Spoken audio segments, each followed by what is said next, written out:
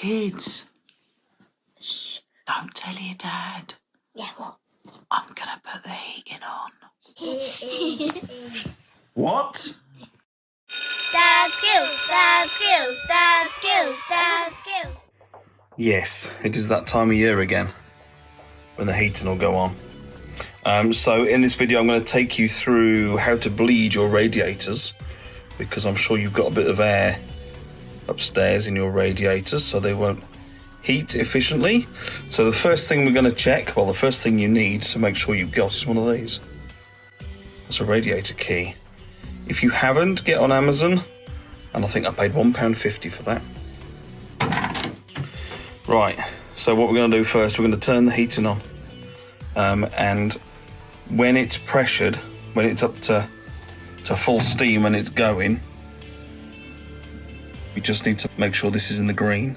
Right, so let's turn our thermostat up. So, set down there. So it's quite warm at the minute. But... Right, let's put it up to that to make sure it stays on. So, ambient temperature was 21. We've set it that we want it on 23.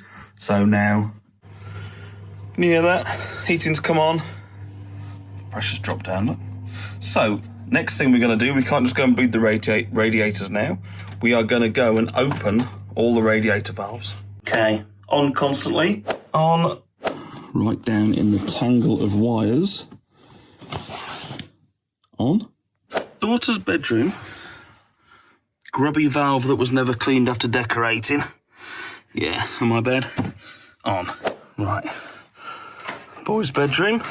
That's on. Really should clean those valves. Right. Now this is where it gets interesting. This is the one that's generally got air in it. This is upstairs in the top of the house en suite. This is on all the time anyway. Right, and then we've got one more red. Last red on. Right, cool. So I'm not going to go and bleed the radiators straight away. We're going to give it a bit of time, let it get up to speed and up to temperature, and then we'll go around, have a look. Right, so what you need for this job is a bit of toilet tissue to put there. And the hole on this one, this is the downstairs toilet. Hole is there. I can't possibly do everything with one or two hands, so we're going to do it without. So, yeah, cool. So being downstairs, I didn't think there'd be any air in that one, so that's fine. Right, okay. I've done 2 floors. But as I thought, they're absolutely fine. So now we're in the top floor, and this, I think, is where it might start getting interesting. So I wonder if I can put the tissue under there. Yeah, just so you can see.